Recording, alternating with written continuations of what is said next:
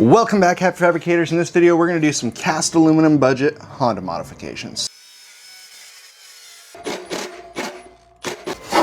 So what we have here is a cast aluminum valve cover for a K-Series engine. This is a common swap for budget horsepower, and one of the other common problems that come with this swap is clearance for the hood. Now there's other options out there. You can spend $700 or $800 on a magnesium low profile valve cover, but we're going to see if we can shave this thing down on a budget. Now the first process for any weld repair is get this thing cleaned up. Now I'm going to do this with as budget friendly tools as possible because I know you guys don't like when I use the fancy tools, and just to show that it can be done, we're going to do this with like a grinder, a drill, maybe a drill press, and probably like a circular saw. So let's get started.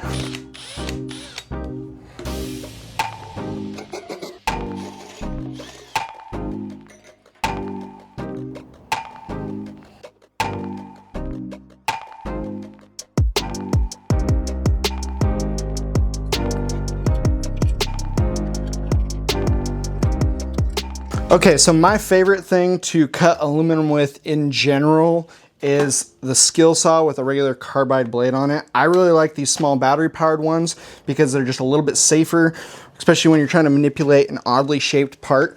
They don't have as much power to kick back on you. Skill saws can be or circular saws can be super useful, but they can also be dangerous. So just use your due diligence. The best thing that you can do when you're cutting aluminum and wanting to use the skill saw or circular saw is use lubrication and make sure your part is very secure. So as you can see, I locked my part down to the side of the fixture table, bolted it down here, and then I'm going to cut probably about 3/16 to a 1/4 inch large on my line, and then I can grind down to the line that I want to be at. I realize not everybody's going to have a fixture table. If I didn't have this fixture table sitting here, what I would do is get some sawhorses and drill through it and put a bolt through it, or a lag bolt or something to secure it securely to something solid so that your part is going to stay still and it's not going to kick back on you. So let's get this thing cut apart.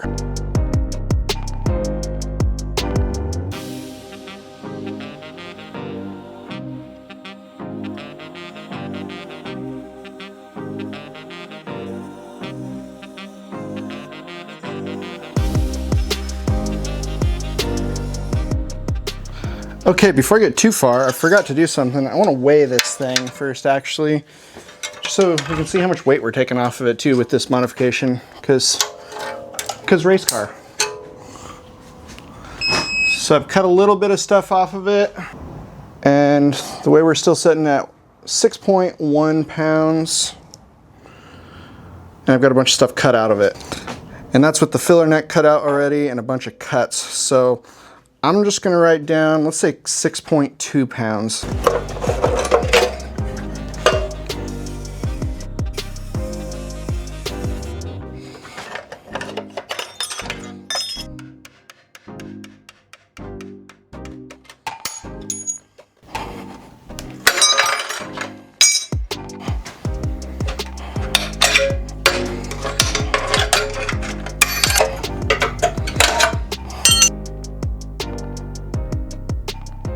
Okay, now that we thoroughly butchered this thing with the circular saw, now we need to get it down to a little more finished state. Now, if I were using all the tools at my leisure, I would put it over there on the milling machine. But I know you guys want to see some stuff that is more budget friendly. So we are going to use the grinder, and I've got two separate kinds of wheels here that I like to use on aluminum. One is just a flat abrasive disc.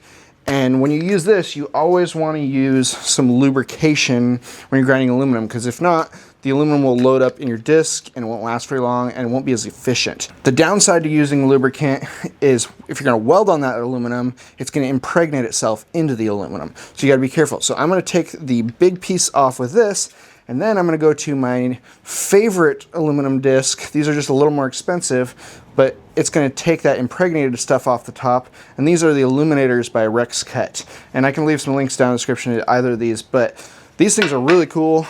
Not sponsored by them, but it's kind of a phenomenon to me. Like this like smooth orange peel, and it's a cotton fiber disc, and it's like magic. It's like running a 36 grit disc on aluminum.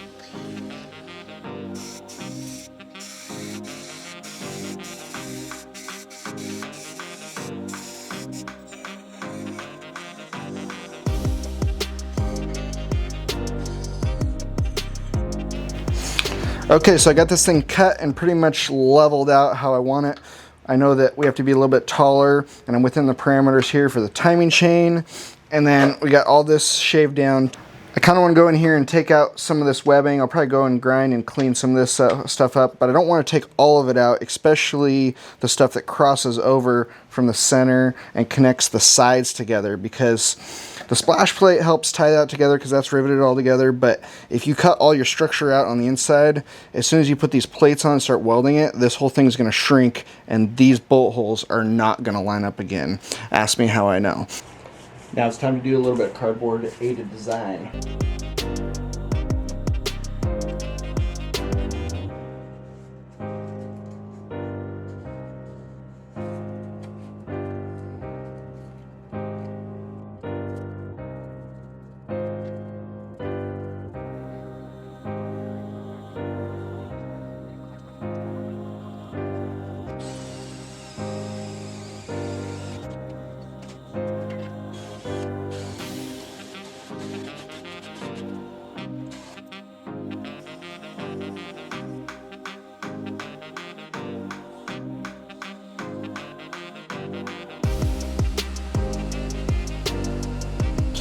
Okay, so we got all of our parts cut out here. I took this thing outside and I pressure washed it so we get all the metal chips that were floating around in between the baffles out.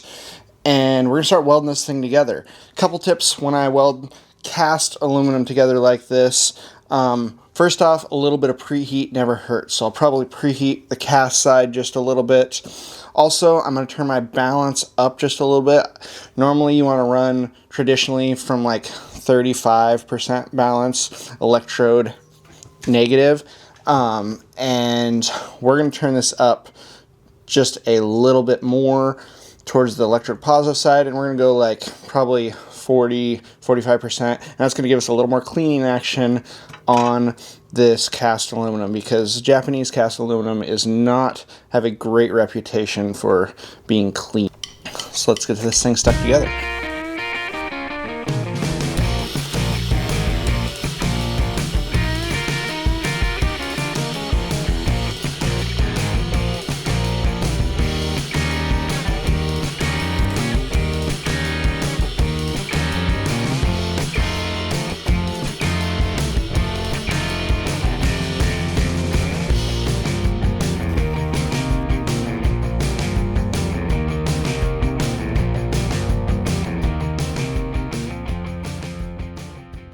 So I've got most of it burned in here. I have to do this top plate and a little bracket that comes up there. But so far it's going pretty well. It definitely helped a little bit to get it warmed up and preheated a little bit. I'm using an 1/8 inch tungsten on this guy. My machine settings there for the pram weld at least. Machine's off, but I'm running it with the pedal. And we're just working along slowly. It's definitely dirty, so some of these I've actually done a second pass over. I just went really slow on the first pass and just let everything kind of bubble up through. And then the second pass, lots of filler rod and just getting that new clean material in there.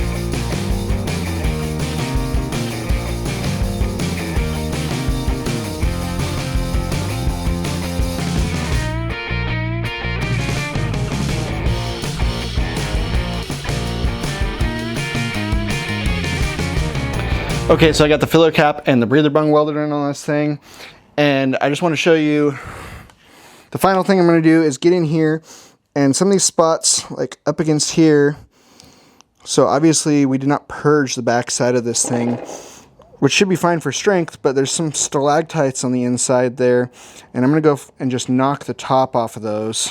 primarily just to make sure that there's not anything loose there that could break off and get into your engine components. I would hate to have that ruin anything in that case. Okay, so I really love the way this thing turned out. There are definitely some things I learned on it, things I would do different on the next one. Overall, the casting was a little bit dirty, so I had to do some things to clean it up. I went over it once just with some lighter filler dabs, and then I came back again and went and put some heavier filler in there just to get those welds all cleaned up. It's gonna be a nice job, I think. We're down to little under 4.5 inches total height, and original height was like 5 3/8 or something like that. So we took almost an inch out of it, and then we got this side down to like 3.5, and then I tapered this just the tiniest bit on the front here. As far as weight goes, pulled about 1.5 pounds off of it. Not quite as much weight savings as I was hoping for, but also I went pretty conservative on what I pulled out of the webbing just because I didn't want this thing to distort. Another thing that was super critical is trying to keep this thing tight down to the table the whole time you're working on it. Now, if you don't have a fixture table like this, you could even use just a chunk of wood, anything that you can clamp or bolt this thing down, lag screws, to try to keep this thing not distorting while you're welding on it, because otherwise it's gonna happen. But this whole project was done with budget-friendly tools. We used a battery-powered skill saw, Harbor Freight. I think it's like a $50 saw, maybe not even that. You can use the one you have. If you're using a skill saw, make sure it is anchored to something so it doesn't kick out on you and you hurt yourself. Just do your own due diligence, be safe. Use hole saw, and then just some die grinders and the welder. Something that helps a lot when you're cutting or grinding aluminum is some lubrication. I like this Cut Ease stuff. It works pretty well. I can leave a link down in the description to some of the tools that I've used. Another thing that helps really well is actual aluminum die grinders. They have less flutes on them, and therefore they don't load up, and they're just more efficient and grind cleaner. So those are another good tool that helps along. But you can do projects like this with budget-friendly tools. I get people that squawk at me and say, oh, I don't have a milling machine, I don't have this, I don't have that. And yes, those things make the job easier and or a little bit cleaner, but you can still do these jobs with basic tools. I used to do them that way. It just takes you a little bit longer. So don't be afraid to try things. Get out there, build some cool stuff. If you guys want to see more fabrication content, click some of the links that are going to pop up here. If you want to be notified of upcoming videos, hit that subscribe button and ring the bell. It's free to do so. Go build something, guys. And you were panicked. I'm just gonna look at you. Is that better?